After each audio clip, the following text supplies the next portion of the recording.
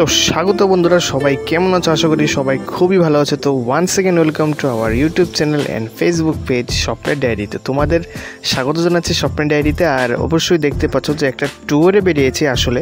তো এরিয়াটা হচ্ছে বড়মুড়ার এরিয়া, যেখানে মোটামুটি পাহাড়ের গাত্র বেয়ে বেয়ে আমরা উপরে ওঠার চেষ্টা করছিলাম।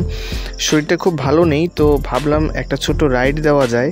যদিও শ্যুটটা বেশ কিছুদিন আগেই করে রাখা হয়েছিল সবার জন্যে, তো ভাবলাম এই শ্যুটটা যেহেতু করা রাখা হয়েছে তোমাদের জন্য অবশ্যই সেই ভিডিওটা শেয়ার করি। তো আসলে যাচ্ছিলাম একটি কাজে, তো সেই জায়গাতেই ভাবলাম যেহেতু আমাদের শস্য শ্যামলা এবং সবুজে ঘেরা আমাদের ত্রিপুরা রাজ্য, তো সেই অনুযায়ী মোটামুটি 70% এরিয়া যেহেতু সবুজে ঘেরা, সেই অনুযায়ী তার 3/4 বা 2/4 কিন্তু আমাদের বনাঞ্চল রয়েছে। তো সেই জায়গায় মোটামুটি বড়মুড়ার এরিয়াটা দেখে এত সুন্দর লাগছিল, আর সবুজে চারিদিকে মোড়া যে বাতাবরণটা, সেই প্রকৃতি দেখে যেন মেতে গিয়েছিলাম। তো সেই জায়গাতেই আসলাম এবং সেই বড়মুড়া এরিয়াতে ভাবলাম একটা ছোট ব্লগ অবশ্যই তোমাদের জন্য করা যায়। তো দেখতে পাচ্ছ এখানে কিছু কিন্তু আদিবাসী গ্রাম এবং বিভিন্ন এরিয়া রয়েছে, জায়গা রয়েছে, যেখানে কিন্তু সুন্দর সুন্দর রকমারি মানে পাহাড়ি সবজি এবং বিভিন্ন জিনিসপত্র কিন্তু বিক্রি হয় রোড সাইডে। তো সেগুলো কিন্তু খুবই হাইজিনেবল এবং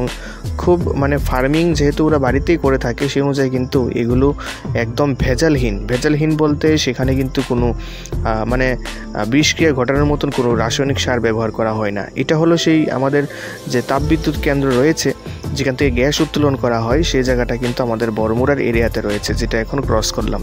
তো দেখতেই পাচ্ছ এখানে কিন্তু রাস্তার সাইডে সাইডে খুব সুন্দর সুন্দর ছোটো ছোটো কিন্তু টং দোকানের মতন, টং ঘরের মতো তৈরি করা আছে, যেখানে কিন্তু খুব সুন্দর রকমারি সবজি কিন্তু বিক্রি হয়। দেখে নেব যদি কোনো সবজি পাই, অবশ্যই কিছু কিছু সবজি নেওয়ার চেষ্টা করব। যেহেতু এসেছি সেহেতু কিন্তু একটু সবজি কেনাই যায়, সবজি বা টুকটাক কিছু বাজার অবশ্যই করে নেওয়ার চেষ্টা করব। দেখতে পাচ্ছ রাস্তাগুলো যেন, দেখো রাস্তাটা, সিনারিটা কি সুন্দর, মনে হচ্ছে যেন এখানেই সারাদিন বসে থাকি, রোদ নেই, হ্যাঁ, হালকা হালকা বাতাস বইছে। এর থেকে সুন্দর পরিবেশ মনে হয় আর কোনোখানে পাওয়াও যাবে না। তো এই যে মার্কেটটা দেখতে পাচ্ছ, এখানে কি নামা যায়? হ্যাঁ, অবশ্যই নামা যায়। চলো দেখিনি যে এখানে কি আছে। তো এখানে দেখলাম প্রথমেই পর্সা সাজিয়ে বসেছে, যেন অনেক রকমারি সবজি, লেবু থেকে শুরু করে, সেই কাঁচাগোলা থেকে শুরু করে, সেই বাঁশকুড়ুল থেকে শুরু করে মোচা, অনেক কিছু রয়েছে। যেমন এখানে লেবু দেখতে পাচ্ছি, এখানে বিভিন্ন লেবুর বিভিন্ন রকম রেট।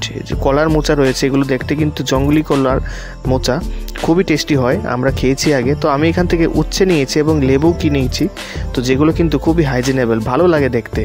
তো শেষে এই ছোটো ব্লগটা বাড়িতে এসে শেষ করলাম। এবং এটা কিন্তু রানীবাজার এরিয়াটা, যেখানে জিরানি এরিয়াটা, যেখানে দেখতে খুবই সুন্দর বাতাবরণ লাগছিল। এবং কৃষ্ণচূড়া গাছটা দেখে মনটা ভাবছিল যে 2টা কৃষ্ণচূড়া ফুল পারি, তো সেই অনুযায়ী কিন্তু পেরেছি।